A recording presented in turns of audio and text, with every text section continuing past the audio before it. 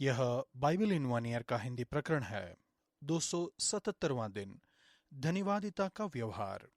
Gene Smith ने मुझे अपनी कहानी बताई। वह 60 वर्ष की थीं। वह वॉल्स में केब्रेन से आई थीं। वह 16 वर्षों से अंधी थीं। उनके पास एक सफेद छड़ी और टियाना नाम की मार्गदर्शन करने वाली कुतिया थी। एक संक्रमण ने उनकी आंखों के दृष्टिपटल और प्रतिबिंब को खराब कर दिया था। उन्हें बदला नहीं जा सकता था। वह नित्य दर्द में जी रही थीं। जीन एक स्थानीय अल्फा शिक्षा में गई। पवित्र आत्मा के कार्य पर ध्यान देने के लिए उन्होंने एक दिन निकाला। इस समय दर्द चला गया। अगले रविवार वह परमेश्वर का धन्यवाद देने के लिए चर्च में गईं। सेवक ने तेल से उन्हें अभिषेक किया। जैसे ही उन्होंने तेल पोंछा, वह कम्युनियन की मेज को देख सकती थीं। परमेश्वर ने चमत्कारी रूप से जीन को चंगा किया था। 16 वर्षों से उन्होंने अपने पति को नहीं देखा था। वह आश्चर्य करने लगी कि उनकी दाढ़ी कितनी सफेद हो गई थी। जीन ने अपनी बहू को अब तक नहीं देखा था। 6.5 वर्ष का उनका पोता जमे हुए पानी से बचने में उनकी मदद करता था ताकि उनके पैर गीले न हो जाएं। उसने उनसे कहा, दादी, यह किसने किया? उन्होंने जवाब दिया, यीशु ने मुझे बेहतर बनाया है। मैं आशा करता हूं आपको धन्यवाद कहा। मैं आशा करता हूं आपने धन्यवाद कहा, दादी। मैं हमेशा धन्यवाद कहूंगी, उन्होंने जवाब दिया। कल हमने पौलुस के प्रोत्साहन को पढ़ा। किसी भी बात की चिंता मत करो, परंतु हर एक समय में तुम्हारे निवेदन, प्रार्थना और विनती के द्वारा धन्यवाद के साथ परमेश्वर के सन्मुख उपस्थित किए जाएं। फिलिपियों 4:6। आज हम उन्हें उनके निर्देश को काम पर रखता हुआ देखते हैं। जीन की तरह पौलुस भी नियमित रूप से परमेश्वर को धन्यवाद देते थे। उनके पास धन्यवादिता का एक व्यवहार था। स्तुति है उस चीज के लिए परमेश्वर को महिमा देना जो कि वह है।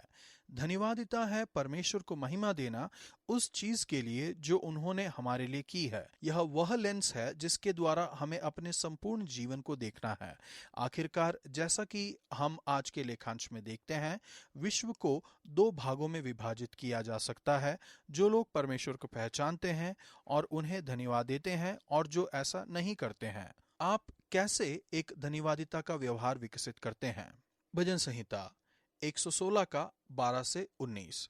सबके सामने धन्यवादिता का एक बलिदान चढ़ाओ। अपने घर में निजी रूप से परमेश्वर का धन्यवाद देना काफी नहीं है। एक साथ इकट्ठा होकर और लोगों के सामने परमेश्वर का धन्यवाद देने के विषय में कुछ महत्वपूर्ण बात है, उनके सभी लोगों की उपस्थिति में।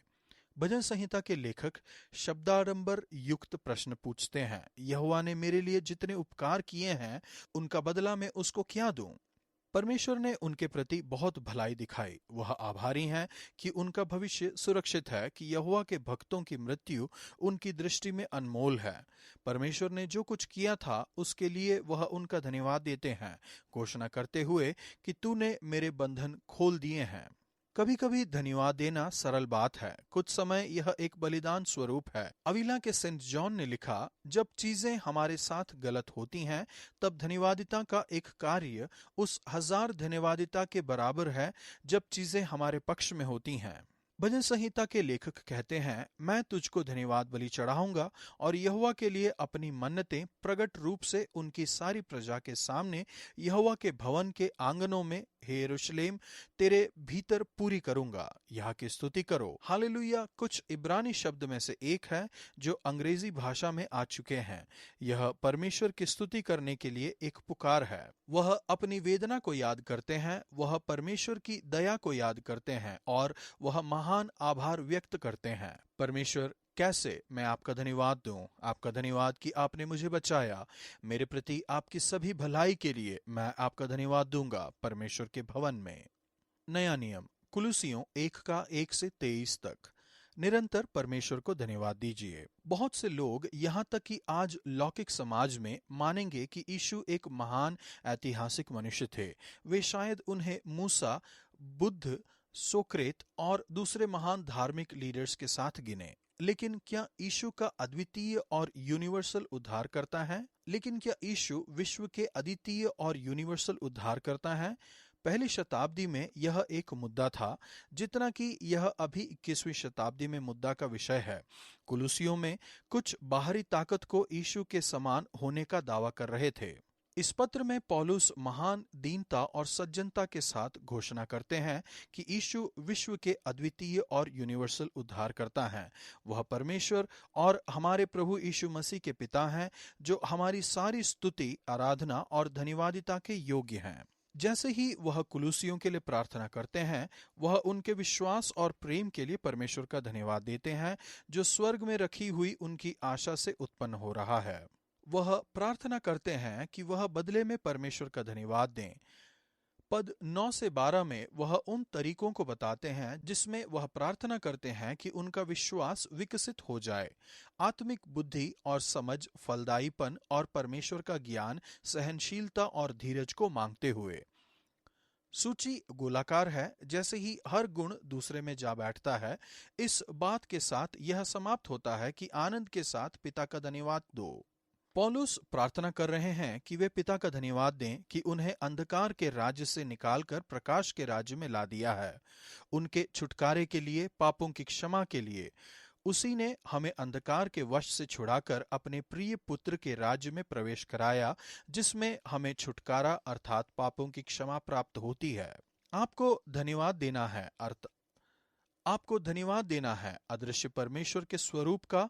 वह तो अदृश्य परमेश्वर का स्वरूप और सारी सृष्टि में पहलौठा है। यीशु के द्वारा सारी चीजों का निर्माण हुआ। हर वस्तु यीशु के द्वारा और यीशु के लिए सृजी गई। सारी वस्तुएं उसी के द्वारा और उसी के लिए सृजी गई हैं। यीशु चर्च का सिर है। परमेश्वर की सारी परिपूर्णता उनमें निवास करती है। यीशु ने उनके क्रूस पर बहते हुए लहू के द्वारा परमेश्वर के साथ मेल मिलाप कर लिया। उन्होंने परमेश्वर के साथ आपका मेल मिलाप कर दिया है। अब आप उनके सन्मुख पवित्र और निष्कलंक और निर्दोष हैं। यह सुसमाचार है जिसके लिए हम धन्यवाद देते हैं। वही सब वस्तुओं में प्रथम है और सब वस्तुएं उन्हीं में स्थिर रहती हैं। वही देह अर्थात कलीसिया का सिर है। यदि वही आदि हैं और मरे हुओं में से जी उठने वालों में पहलौठा, कि सब बातों में वही प्रधान ठहरे, जिसका प्रचार आकाश के नीचे की सारी पृथ्वी में किया गया। प्रभु यीशु, मेरे लिए क्रूस पर बहाए गए आपके लहू के द्वारा परमेश्वर के साथ मुझे शांति में लाने और मेरा मेल मिलाप कराने के लिए आपका धन्यवाद हमें यह महान सुविधा देने के लिए कि इस सुसमाचार का प्रचार करें और दूसरों को मुक्त होते हुए देखें।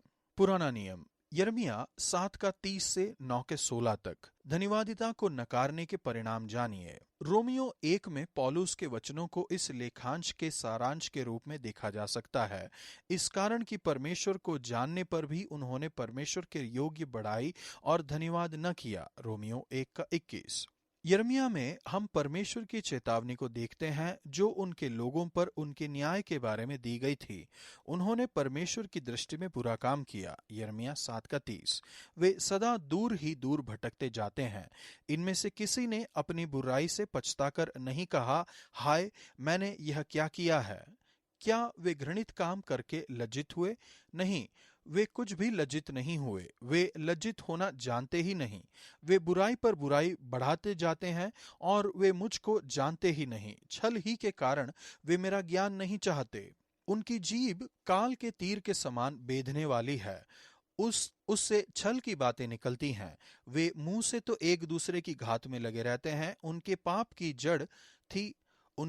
की जड़ थी कि उन्होंने परमेश्वर को नहीं पहचाना और उनका धन्यवाद नहीं दिया। उन्होंने मुझे पहचानने से मना कर दिया।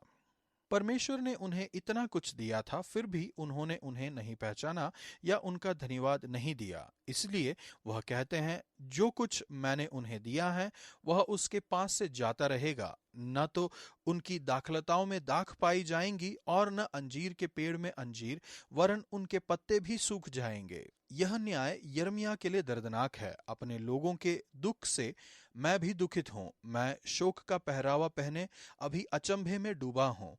क्या गिलाद देश में कुछ बलसान की औषधि नहीं? क्या उसमें कोई वैद्य नहीं? यदि है तो मेरे लोगों के घाव क्यों चंगे नहीं हुए? आज के हमारे सभी लेखांश हमें परमेश्वर का धन्यवाद देने और उनकी स्तुति करने के लिए कहते हैं। इसलिए हम अपने सभी विचारों और प्रार्थनाओं को एक कम्युनियन सभा के वचनों पर लगाते हैं। आओ अपने प्रभु परमेश्वर को धन्यवाद दें। उन्हें धन्यवाद देना और उनकी स्तुति करना सही बात है। यह सच में सही है। यह हमारा कर्तव्य और हमारा आनंद है। हर समय और सभी स्थानों में आपको धन्यवाद और स्तुति देना। पवित्र पिता, स्वर्गीय राजा, सर्वशक्तिमान और अनंत परमेश्वर, हमारे प्रभु, आपके प्रभु यीशु मसीह के द्वारा। इसलिए स्वर्गदूतों और स्वर्गदूतों के साथ और समस्त स्वर्ग के साथ हम आपके महान और महिमामय नाम की घोषणा करते हैं। सर्वदा आपकी स्तुति हो और कहें, पवित्र पवित्र पवित्र प्रभु, सामर्थ और शक्ति के परमेश्वर, स्वर्ग और पृथ्वी आपकी महिमा से भरी हुई हो। होसन्ना ऊंचाई में। स्वर्ग और पृथ्वी आपकी महिमा से भरी हुई है। होसन्ना ऊंचाई में। भजन संहिता 116 का 15। यहोवा के भक्तों की मृत्यु उनकी दृष्टि में अनमोल है। सीरिया और दूसरी जगहों में हो रहे बहुत सी क्रूर हत्याओं के भयानक समाचार के साथ यह ज्ञान की परमेश्वर उनमें से हर एक को जानते और उनकी चिंता करते हैं, शांति देते हैं। आज का वचन, उसी ने हमें अंधकार के वश से छुड़ाकर अपने प्रिय पुत्र के राज्य में प्रवेश कराया। कुलुसियों 1 का 13।